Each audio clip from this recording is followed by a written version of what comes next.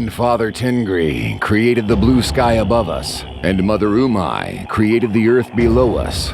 The human race was created in between. 2 of her sons were my ancestors, Bumin and Istemi. They became Khagans. People from all 4 directions were hostile to them, but they fought against them and won. Henceforth, those people had to bow their heads and bend their knees to the Turk people. The Turk Khagans were wise and fearless. Nobody could stop them. They ruled over the kingdoms of all Turk peoples. The Turk nobility and the Turk people were finally united. The Steppe, final frontier. The year is 630 AD, 80 years after the founding of the state by Bumin and Istemi. The great empire of the famous Gokturks has fallen apart. The ruling dynasty of the Ashina clan has failed to defend its borders. While the Eastern Turks are being overrun by the new Tang dynasty in China, the lives of the Western Turks have been shaken by a series of political assassinations. There is no longer a central authority watching over the steppe belt of Eurasia. But amid hostile invasions and internal civil wars, the Turkic peoples of the 7th century are taking matters into their own hands. Despite all the upheavals, they founded brand new and stable states. The Khazars dominate the Caucasus, while the Turkic Shahi rule Kabul and its surroundings. The Yabgus of Tokhara defy the Arab invasions in Bactria, and the Syr Tardush bravely resist the Chinese in East Asia. But the Ashina dynasty is far from finished. Using espionage and sabotage, they have a daring mission to restore the Gokturk Khagante. Will they succeed in ending the foreign rule of the Turks? Or will they, in their quest for revenge, bury the Ashina dynasty and everything it ever stood for once and for all? Who will inherit the legacy of Bumin and Istemi? Only time will tell who was right and who was not.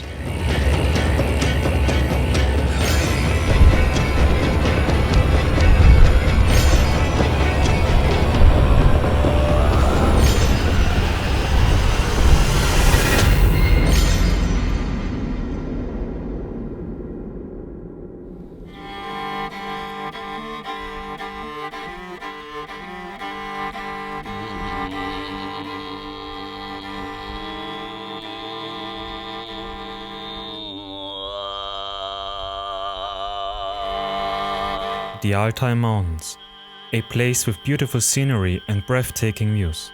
Surrounded by the Sayan Mountains in the north and the Tarim Basin in the south, this region is the mythical home of the Turks. This is where it all began. The history of the Turks actually dates back to 7000 BCE, when they were living a simple life as farmers in Northeast Asia, along with the ancestors of the Mongols, Koreans, Japanese and Tungus people. Throughout the millennia, they migrated south, in the process becoming the elite of the mighty Hunnic Xiongnu Empire, and were forced to flee the anarchy of Mongolia after its disintegration. Then, many Turkic peoples became dependent on stronger powers or isolated themselves in the eternal vastness of the steppe. But when a certain Turk named Bumin overthrew his liege in 552 CE, a liege who was the supreme ruler of the steppe at that time, he freed the Turks from bondage and established his own empire, the Turk Empire. Bumin's revolution also initiated the inexorable rise of Turkic culture throughout Eurasia. Today, the Altai Mountains are divided between China, Kazakhstan, Russia and Mongolia, but 1500 years ago, the Altai region was the birthplace of the Gokturks, as we call them, the Celestial Turks. Gokturk refers to Bumin's family, the new ruling dynasty of the steppe, the Ashina. This Gokturk Khaganate stretched from the border regions of Korea and China to Ukraine, from Siberia to Persia. However, the seat of the Gokturks was further east of the Altai on the Orkhon River in Mongolia. Here, the Turkic Uyghurs would later establish the capital of Ordu Balık, and much later Genghis Khan would establish the settlement of Karakorum, capital of the Mongol Empire. The Gokturks gathered all Turkic peoples of Eurasia under their banner with impressive speed. then controlled the Silk Road with the help of the Sogdians, and from then on shaped the transition from late antiquity to the Middle Ages politically, economically, and culturally. They had established the first transcontinental steppe empire in history some 600 years before the birth of Genghis Khan. The Gokturks had even surpassed the ancient Xiongnu Hans of Teoman and Metehan in their power projection and came into active contact with the peoples of Western Eurasia. They formed an alliance with the Byzantine Empire and waged wars against the Persian Empire of the Sassanids. But their work did not last long. Spies and agents from China abruptly sowed discord among the already ambitious second-generation Turkic princes. Thus, a devastating civil war brought world domination to a swift end, and so, once again, the disorganized and weakened tribes of the Turkic world were conquered by foreigners after only 80 years of self-government. Many Turks from Europe to Mongolia pinned their hopes on the strength of the Ashina family, which, despite quarrels, had earned a legendary reputation among the steppe peoples. But no one came. Except for some local rulers, the Ashina dynasty was unable to make a comeback and oust the Chinese. On the contrary, some members of the dynasty had even joined the Chinese Empire and performed military services for Emperor Taizong. This broke the camel's back, and gradually, distant members of the Ashina and other Turkic clans established their own states.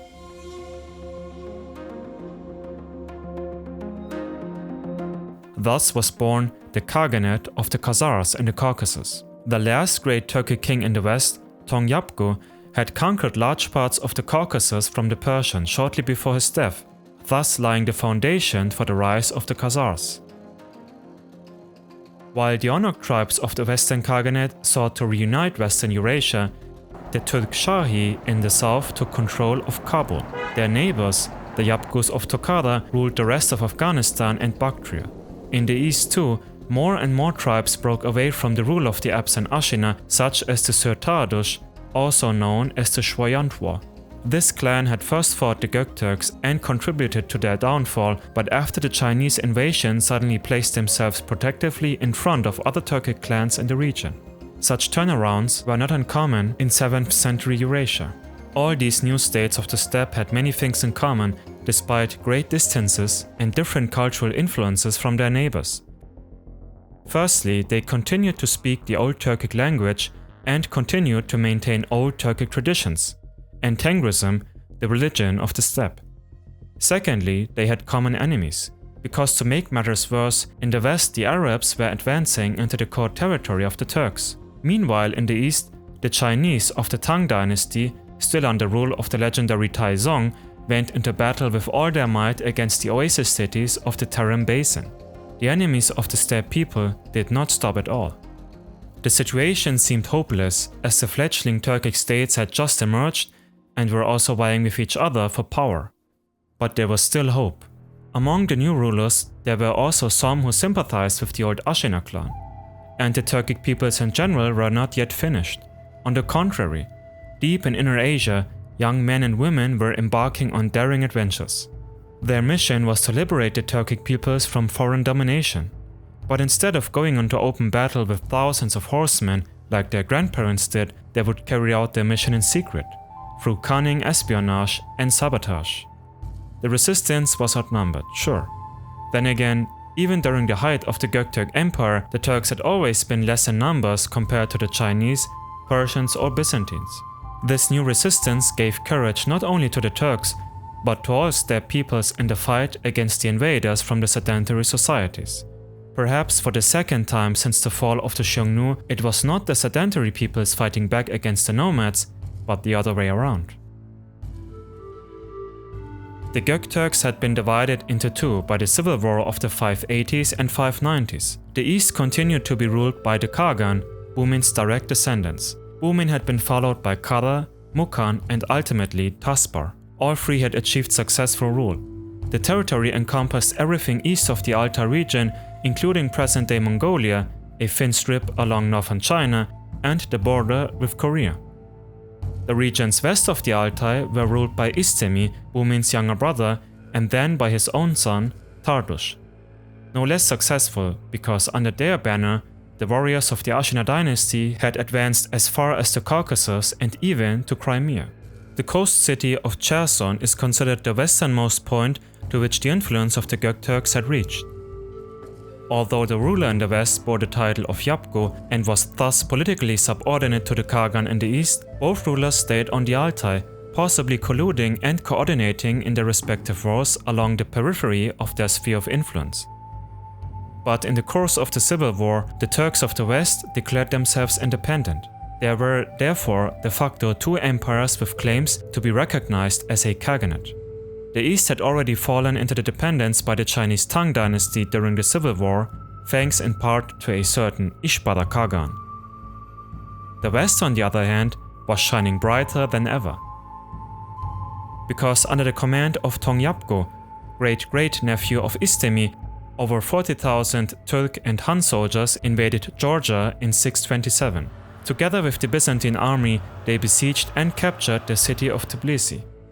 After that, the Turks set off in the direction of the other Persian bases in the Caucasus. Tongyapgo, or possibly his son, and the Eastern Roman Emperor Heraclius then met in the Armenian highlands and sealed their alliance with a victory feast. The Turk ruler intended to firmly integrate the territories of Caucasian Albania into his empire. But in 630, he was assassinated by his own uncle, Kulik Sibir, who then assumed the title of ruler. The Yapgu had until then been supported by two factions in the Western Empire, the Nushibi and the Duolo. In the same year, the Khagan in the east also had been deposed by the Chinese, and with the help of the Turkic Duolo, who had hoped to gain control over the Eastern Empire with Chinese support. The Nushibi, from whose ranks Tongyapgu came, then installed a counter-king on the throne. As a result, there was a bloody confrontation between the Duolo and the Nushibi, who changed their attitude towards the Chinese several times. At this stage of short-sighted opportunism, Emperor Taizong of China launched a direct attack against the Turks. Erish Kül Khagan had last come to power in the Western Empire with Chinese help, but when the Chinese demanded that he cede the oasis cities of the Tarim Basin, he refused. As a result, the Chinese took up arms.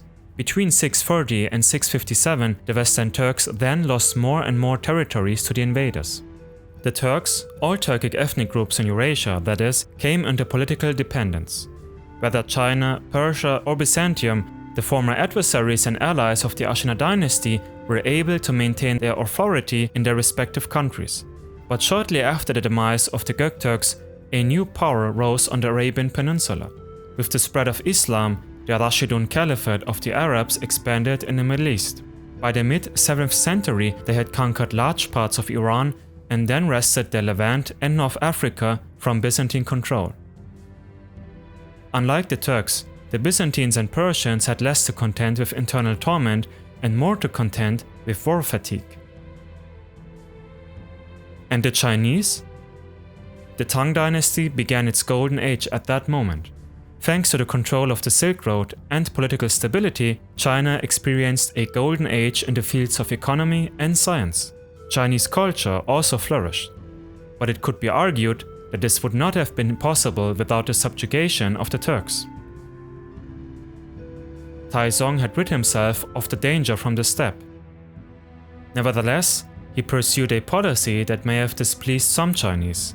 Instead of subjugating the Turks, he drew them closer to himself and declared himself the son of Tengri, king of the Turks, titles normally claimed by the Khagan of the Gokturks.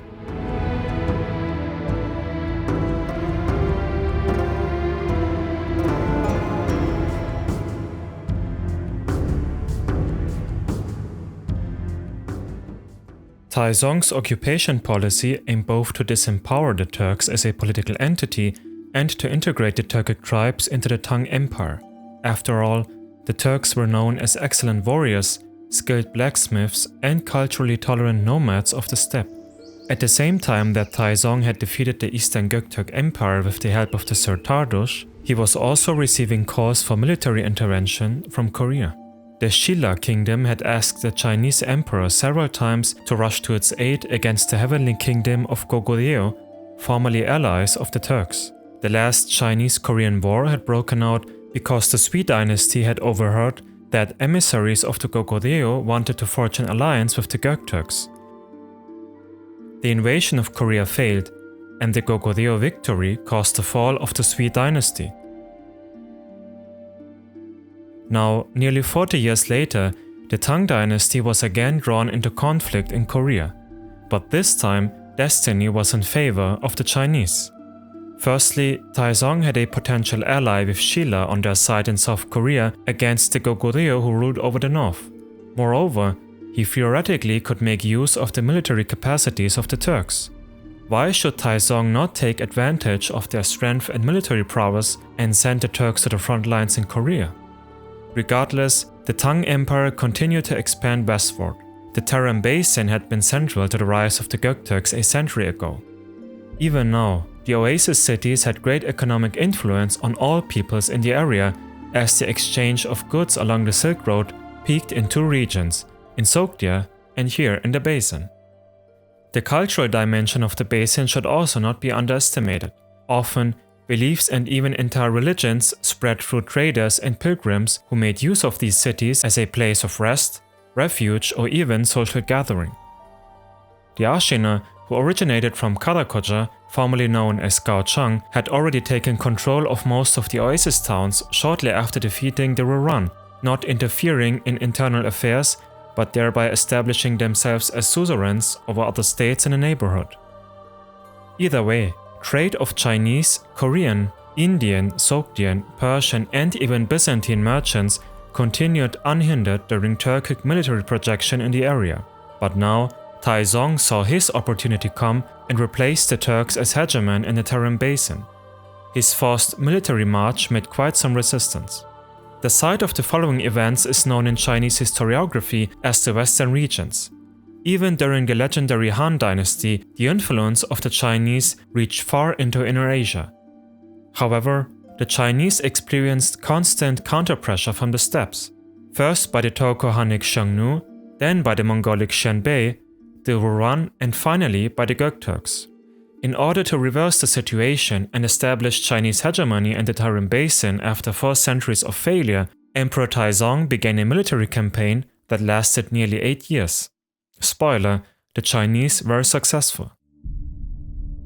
One factor in the Tang victory over the oasis cities was the weakness of the Gokturks. After all, Taizong had continued the paradigm of Sui foreign policy: divide and conquer. By playing the Western and Eastern Gokturks off against each other, he was able to minimize the power of both Khaganates. Thus, it came about that before his demise, Tongyapgo in the west had wanted to agree to a marriage with the Tang. But since Ilik Khagan, the emperor in the east, feared that this would lead to an alliance of the Western Turks with the Chinese against his empire, he put pressure on Tongyapgo so that the marriage was called off. There were similar incidents in which again the Western Turks interfered in affairs in the east, as Tardush, Istemi's son, had once done during the Great Civil War. The border between the Western and Eastern empires was not really fixed, the ambitions of the Turks on both sides were opaque, and communication among the members, it seems, was unworthy of a ruling dynasty once installed by Tengri. But the dispute between the Nushibi and the Dwolo after the death of Tongyapgo was decisive for the decision-making of the Chinese to attack the Tarim Basin. A certain Yukukshat, whose name means owl, came to power in the west. Both the Nushibi and Dwolo continued to be de jure 2 wings of the same faction, the Onok meaning 10 arrows. These Onok ruled the Western Gokturk Khaganate de facto on behalf of the Ashina dynasty. After Ishbara Terishtunga was elected Khagan a few years after Tongyapgo's demise, he tried to stabilize the Western Empire, but he was dependent on the tribes who together exuded more power than he did. As a compromise, he devised a plan.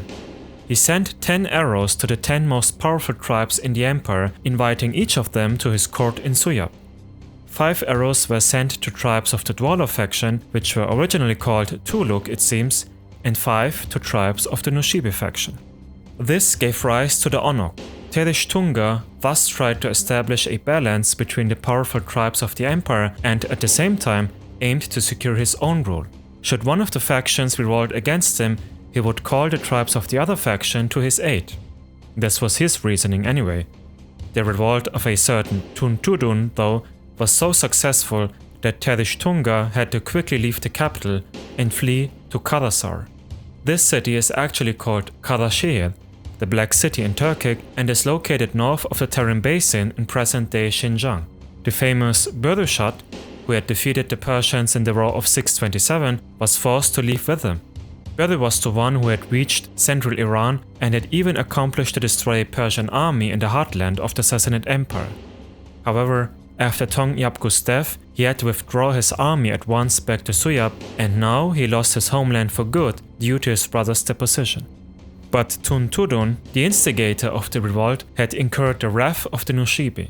Kül Erdegin, a nobleman of the Esegal tribe of the Nushibi, killed Tun Tudun. At the same time, the Tuluk faction had found a new candidate for ruler, the aforementioned Yukukshat.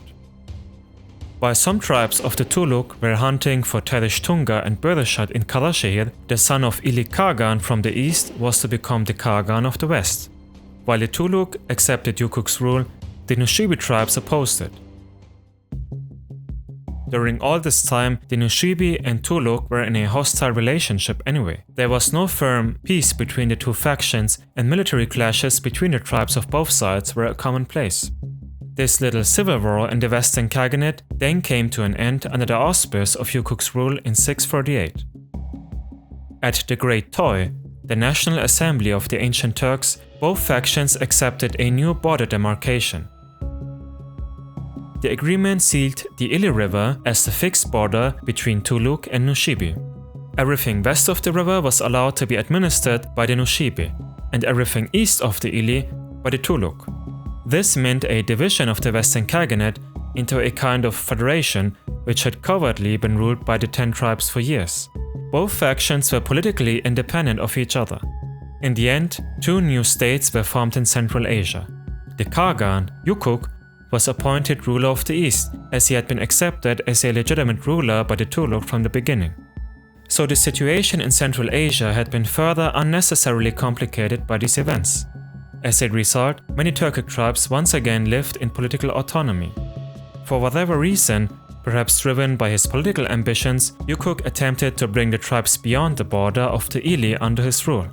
In the process, he gradually lost the support of the Tuluk, who in turn saw their own political power base threatened by the Khagan. As has since become clear, the Onok tribes were simply not interested in a central government, neither the Tuluk nor the Nushibi. But the tribes of both factions were descended from the Yuban anyway. They had not been members of the Ashina clan at any time of the story. Speaking of the Ashina, because of the chaotic conditions in the east, no one could come to the aid of Yukuk, one of the last great Ashina rulers of his time, and stabilize his rule over the tribes. This did not stop him from plundering Samarkand. Samarkand, even more than Bukhara, was probably the most important trading city along the Central Asian part of the Silk Road. Accordingly, it offered much wealth. But problems arose in the distribution of the booty. It was at this moment of all times that the Tang dynasty came back into play. Because when Yukuk further lost supporters of the Tuluk who felt unfairly treated, the Nushibi intervened and proclaimed Irbis Segui the new Khagan. But not only as leader of their own territory, but as emperor of the entire former Western Khaganate. The Nushibi thereby put an end to the political On-Ok Federation after only a few years. Whether they were really interested in restoring the Ashina rule or just wanted to use Irbis as a puppet emperor remains disputed. In any case, the Nushibi were supported by Emperor Taizong. In a direct military confrontation, the Nushibi, led by Irbis, marched into all directions and defeated Yukuk at Sairam. The Tuluk abandoned Yukuk for good this time, but the rightful Khagan, even without their help, commenced a counterattack and indeed was able to force the Nushibi to retreat. Nevertheless, politically, he had lost. Because without long-term support from the Tuluk tribes, Yukuk lacked the power base to assert his rule over Irbis, who continued to be supported by the Nushibi and especially by China. In a moment of desperation, Yukuk left Central Asia and fled to Kunduz in Afghanistan. Of course, not without his own little army. There, he was even able to take some territory from the Tokharians and went to battle against the Tang dynasty in what is now Tajikistan. After a counterattack by the Tang, Yukuk's campaign of conquest ended. Once again, unrest arose within his followers as he kept the booty he had seized from the Indo-European people called Kangju for himself. When a general of his army and member of the Ashina protested against Yukuk's distribution policy, Yukuk had him executed. Thereupon, a large number of his companions rebelled and asked the Chinese of all people for support. The Tang sent Irbis into battle. Surrounded, Yukuk surrendered and retreated back to Kunduz. After more than a decade of turmoil, Yukuk had been demoted from Chang'an to regional ruler and ultimately to governor of an already independent city in Afghanistan. His story exemplifies the career of many Turkic Ashina rulers of that time, but Yukuk's fate in particular is closely linked to the fate of the Gokturks.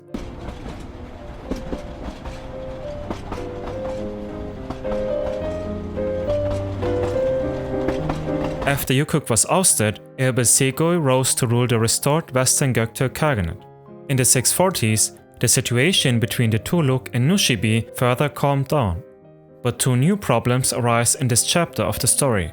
First of all, Erbes was not the Khagan's real name, but Ereshkul Khagan, who was mentioned at the beginning of this chapter. Second, and this has also been addressed, it was this Khagan who facilitated the invasion of the Tarim Basin by the Chinese. Let's remember, Bumin had asked for the hand of one of Anagoy's daughters in 546 as a gift for his work against the Tile. Anagoy refused, Bumin rebelled and in short overthrew the Ruran rulers to create his own empire. Exactly 100 years later, Eresh asked for the hand of a daughter of Emperor Taizong. The emperor was receptive to the offer, but in turn demanded that the Turk ceded some of the cities in the Tarim Basin to China. When Eresh refused, the Chinese invaded the basin. The events somersaulted as it was obvious that Taizong's military operation had been planned in detail. As mentioned earlier, the Chinese considered this area of Asia their rightful territory, dating back to Han times. Unlike Bumin against the Ruran, however, Eresh did not have the drive nor support of his subjects to repel the Chinese. A remnant of Yukuk's reign had been his intervention in affairs at the Tarim Basin. He had promised military protection to the Q dynasty, which ruled over the city of Karakoja shortly before his fall. As a result, the Q cut off trade along the Silk Road to China, halting the import and export of important goods. Taizong used this as a casus belli and dispatched his general Hu Junji. In 640, the latter was able to conquer Karakoja. The approaching Turk troops could not prevent this. But instead of merely restoring trade in Karakoja, Taizong incorporated the city into his empire. Formerly, many cities had already been vassals of the Tang, but were left to continue self-government. Taizong now intended to do away with this policy and apply his logic to all the other cities in the region. This was, simply put, an annexation of the Tarim Basin by China. Henceforth, these cities were incorporated into the so-called Anshi Protectorate, the protectorate to pacify the West, to repel the Turks. Taizong's main concern had still been to eradicate any Turkic threat. As a, let's say, positive consequence of the annexation, a census took place in the same year, which shows us that about 37,000 people lived in Karakoja, many inhabitants for an oasis town. The annexation of Karakoja created fear in all the neighboring settlements, and so all of them gradually turned to the Turks for help.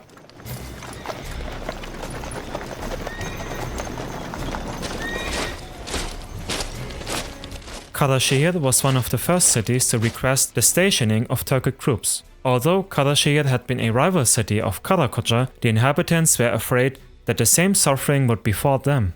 They therefore broke away from vassal status by the Tang and through marriage entered into an alliance with the Western Gokturk Khagante, which was now led by our old friend Eresh. The Buddhist kingdom of Kucha assured Karashehir of support and broke off all relations with the Tang in 644. Shortly thereafter, a Chinese army led by Guo Shuake arrived. The invasion was swift because Long Lipo Zun, brother of the king of Kucha, had fled to the Chinese court and secretly reported to them. Guo's troops marched from the Yuldus during the night and captured the city-state early in the morning without much difficulty. The city had been surrounded by a moat. but the garrison was too small to repel the invaders. While the annexation was imminent, a Gokturk army consisting of 5,000 knights arrived. Gwor got wind of it and retreated. The Turks followed him but were prevented from continuing on to China. The Turks left a Tudun, a Turkic governor, in Kucha and left the area. However, after receiving threatening letters from Taizong himself, the Tudun left the city shortly thereafter. Taizong wrote the following: "I have conquered Yanqi and Karashir. Who are you to rule over the city now?" The people of Kucha then installed a relative of their old king and remained vassals of the Turks. For the time being, the annexation by the Chinese was prevented. When Taizong had demanded from Erish Khagan the cession of some territories, he had meant Karashir and Karakocha, but in addition, as we have seen, Kucha, Khotan, the kingdom of Shule, the Kashgar region, and even the Pamir Mountains near Afghanistan. Therefore, the Turks reckoned that the Chinese would come back and attack in more numbers, in more areas. But Taizong's ambitions extended even further. He was not so much after the Tarim Basin, as he already considered this region his rightful possession. Taizong wanted to conquer Turkestan, the land of the Turks, the governing place of the Ashina, the Nushibi, and Tuluk. Due to massive resistance in the Tarim, next time Taizong would not send another Chinese general into battle, but one of their own.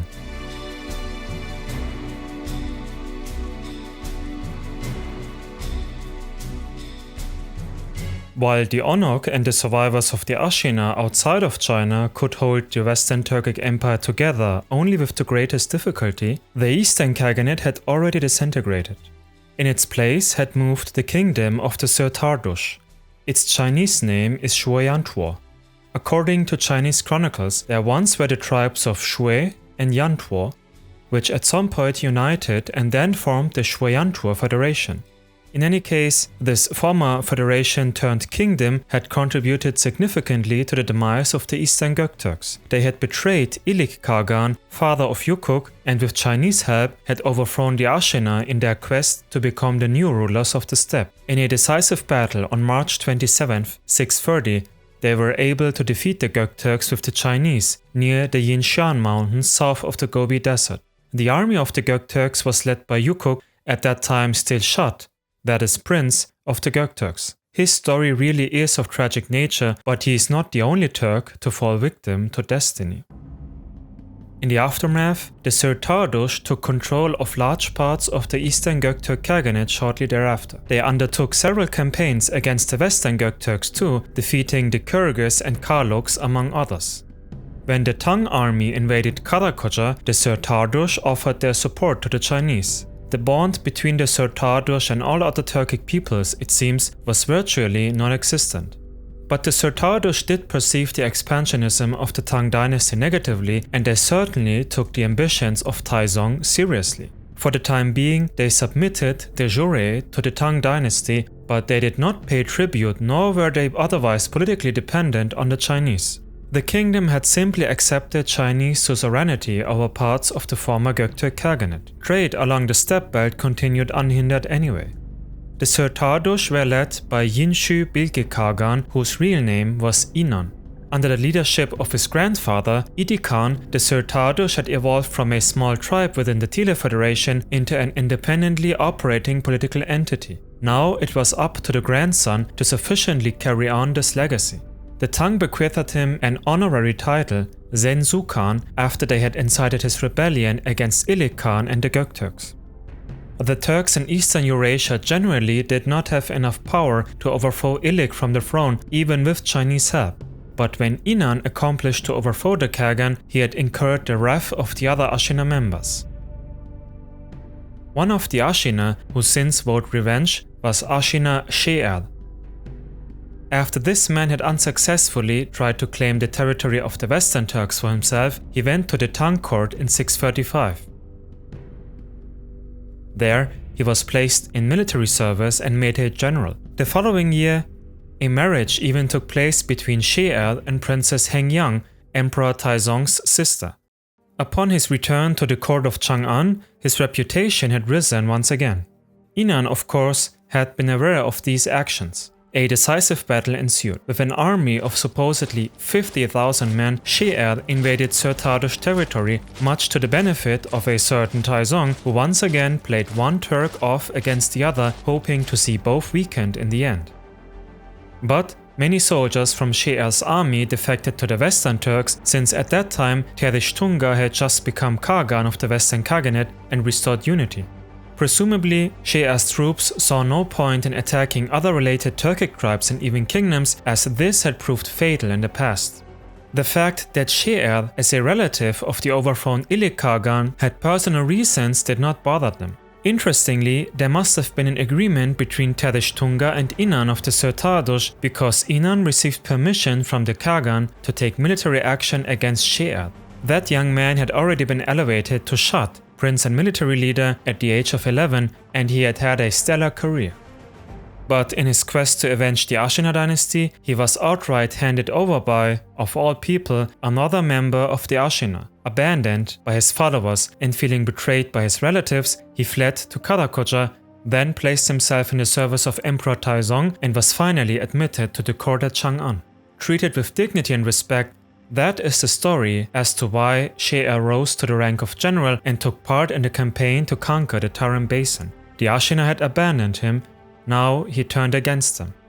Meanwhile, Syr Tardush relations with the Tang dynasty were severed. An assassination attempt on Taizong had led him to grant the Ashina Turks a new state along China's border with Mongolia, much to the displeasure of the Syr Tardush, who feared a return of the Ashina. While in the 630s and 640s, a part of the Ashina continued to rule Western Asia by acquiescence of other powerful tribes, that is, and another part turned its back on the Ashina and had the Turks slaughtered, the greater part of the Turkic people continued to live without a king. However, in secret, some members of the Ashina had already been working to re-establish the Khaganate. They had become part of the Chinese in public and served as officials, mostly as officers, in Taizong's army. While the Chinese were busy with wars in Korea in the east and in the Tarim Basin in the west, a certain Kürşat decided to put an end to the rule of the Chinese. In these times, some Turks could be both of God and the devil, since they were trying to raise the dead against the stream of time.